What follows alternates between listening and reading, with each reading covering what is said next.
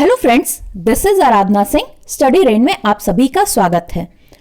इस सीरीज में हम लोग सॉल्व कर रहे हैं कुछ ऐसे क्वेश्चंस ईवीएस के जो कि हमारे जनवरी सीटेट के लिए इंपॉर्टेंट है और इसमें से काफ़ी क्वेश्चंस हमें अपने एग्जाम में देखने को मिलेंगे। चलिए स्टार्ट करते हैं। उससे पहले अगर आप चैनल से पहली बार जुड़े हैं तो चैनल को सब्सक्राइब कर लीजिए, बेल आइकन प्रेस कर लीजिए ताकि आपको न्यू वीडियो का नोटिफिकेशन मिल सके। चलिए स्टार्ट करते हैं। पहला क्वेश्चन है, किस राष्ट्रीय पाठ्यचर्या की रूपरेखा ने पर्यावरणीय अध्ययन को प्राथमिक स्तर पर एकीकृत पाठ्यक्रम क्षेत्र के रूप में पढ़ाए जाने की सिफारिश की है? Which national curriculum framework recommended environmental studies to be taught as an integrated curricular area at the primary level? Options हैं NCF 2005, NCF 1998, NCF 2019, NCF 1975। Friends, इसका आंसर है option D, NCF 1975। Next question है, कक्षा 3 के छात्रों को यात्रा विषय पढ़ाते समय निम्नलिखित में से कौन सी रणनीति जांच को बढ़ावा देती है? Which of the following strategies promotes inquiry while teaching the theme travel to class 3rd students? छात्रों को परिवहन के साधनों के चित्र एकत्र करने के लिए कहना, परिवहन के साधनों की तस्वीरें दिखाना, यात्रा के तरीकों को एक पावर पॉइंट बनाना, छात्रों को यात्रा के अपने अनुभव बताने और उनसे चर्चा करने के लिए कहना। इसका आंसर है ऑप्शन डी, छात्रों को यात्रा के अपने अनुभव बताने और उनसे चर्चा करने के लिए कहना। फ्रेंड्स, इस नेक्स्ट क्वेश्चन देखते हैं। पृथ्वी के वायुमंडल में नाइट्रोजन का कितना प्रतिशत होता है? How much percentage of nitrogen consist in Earth's atmosphere? Options हैं 12%, 25%, 78%, 92%। इसका आंसर है ऑप्शन सी, 78%, 78%। नेक्स्ट क्वेश्चन है, कोशिका का पावर हाउस किसे कहा जाता है? Which is called power house of the cell? Lysosome, Golgi bodies, ribosomes, mitochondria. Friends, इसका आंसर है ऑप्शन डी, माइटोकॉन्ड्रिया। माइटोकॉन्ड्रिया को कोशिका का या सेल का पावर हाउस कहते हैं। नेक्स्ट क्वेश्चन है, निम्नलिखित में से कौन सी ग्रीन गैस या गैसें हैं? Which of the following is और आर ग्रीन हाउस गैस और गैसेस? कार्बन डाइऑक्साइड, मेथेन, जल वाष्प, उपरोक्त सभी। फ्रेंड्स, इसका आंसर है ऑप्शन डी, उपरोक्त सभी, all of the above. Next question है, वन संरक्षण अधिनियम के तहत कौन सी खेती गैर वन गतिविधि है?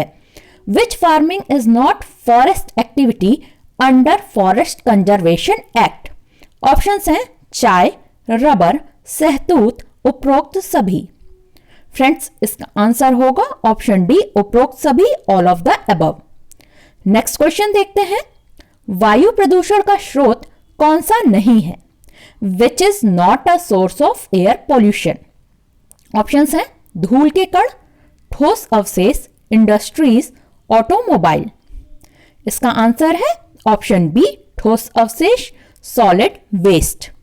नेक्स्ट क्वेश्चन है, एक वस्तु जिसमें कोई प्रकाश किरणें नहीं गुजर सकती उसे कहा जाता है? An object in which no light rays can pass through it's called? Options क्या हैं? अपारदर्शी, पारभासी, पारदर्शी, उत्तल।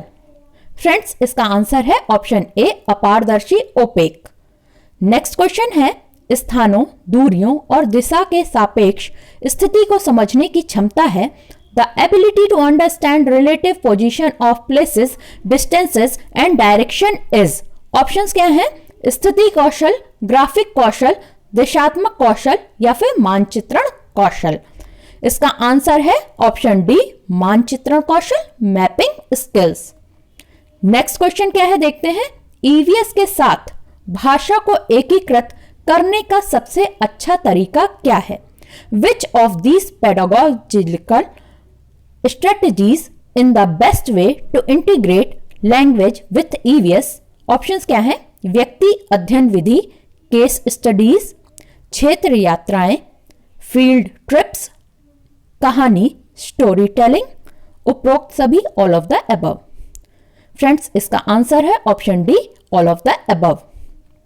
नेक्स्ट क्वेश्चन देखते हैं, सीएनजी का फुल फॉर्म क्या है, विस्तार क्या होता है? Full form of CNG is, options हैं common national gas, compressed natural gas, common natural gas या फिर सर्टिफाइड नेचुरल गैस। फ्रेंड्स, इसका आंसर है option B, compressed natural gas.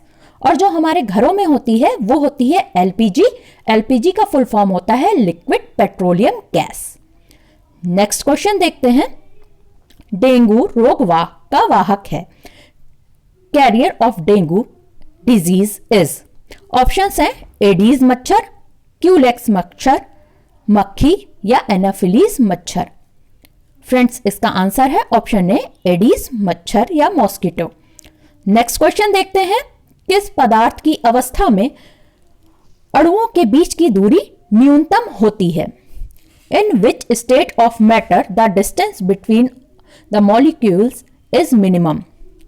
किसी भी पदार्थ की 3 अवस्थाएं होती हैं। हम लोग पढ़ते हैं स्टेट ऑफ मैटर 3 होती हैं। कौन कौन सी? ठोस, द्रव, गैस, सॉलिड, लिक्विड, गैस। अब सबसे कम दूरी किसके अणुओं के बीच में होती है, कौन सी अवस्था में होती है? वही डिपेंड करता है कि वो वस्तु कौन सी स्टेज में है, सॉलिड है या लिक्विड है या गैस है। चलिए, ऑप्शंस में क्या है? गैस, प्लाज्मा, ठोस या तरल। फ्रेंड्स, इसका आंसर होगा ऑप्शन सी, ठोस।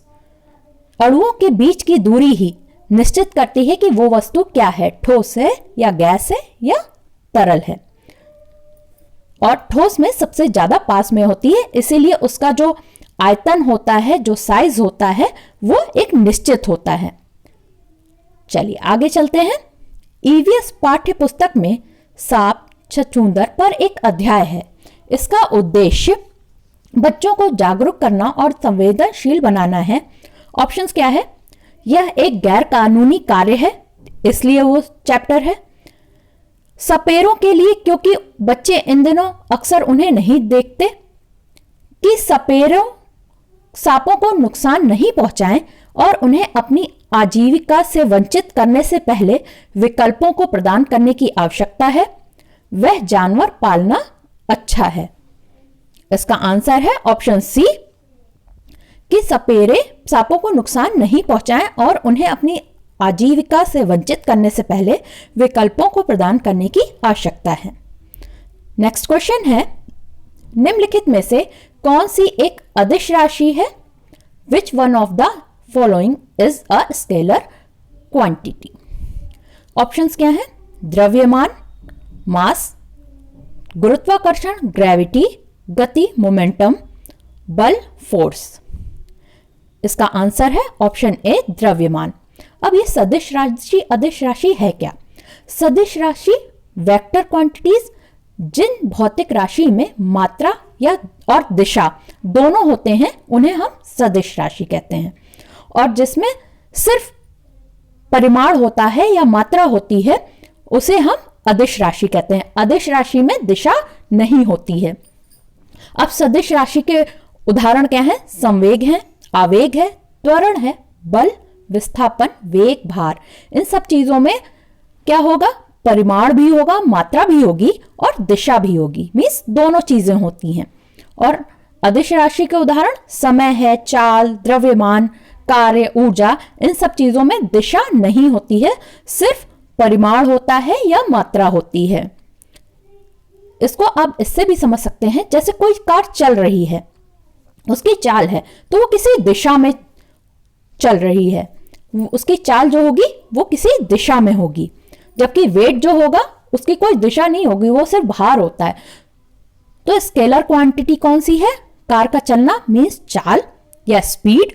और वेक्टर क्वांटिटी कौन सी है? भार, चल। इसको आप एक स्क्रीनशॉट भी ले सकते हैं, वैसे मैं टेलीग्राम पे इसको डाल दूंगी। चलिए फ्रेंड्स, आज के लिए इतना ही। Thank you. आप हमसे फेसबुक और टेलीग्राम पे भी जुड़ सकते हैं, लिंक मैं डिस्क्रिप्शन बॉक्स में डाल दूंगी।